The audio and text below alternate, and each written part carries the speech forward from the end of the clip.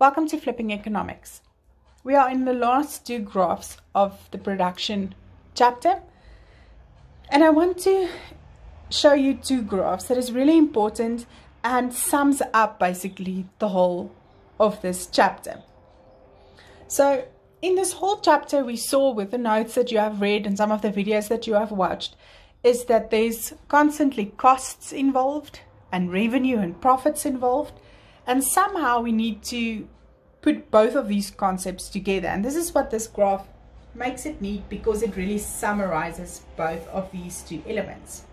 So here you have marginal product and average product, and you have your number of laborers. And then you have marginal cost and average cost, and then you have quantity. So here you have your marginal product curve and your average product curve. And then in its mirror image, you have your marginal cost curve, and then AP's mirror image is your average cost curve.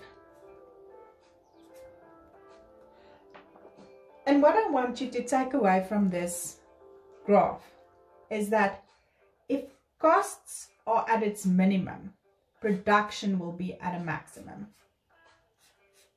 So if costs are at its lowest, production will be at its highest. So in this graph, you have maximum production,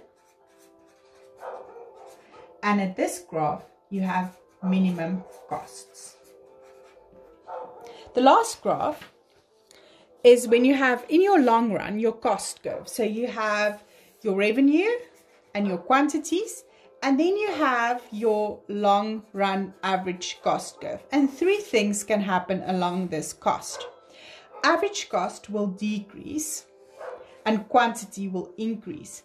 This is what we call economies of scale. So we have economies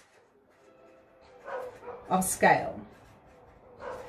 Here you have constant cost. So this means that your cost is constant while quantity increases. And then lastly, you have something that we call diseconomies of scale.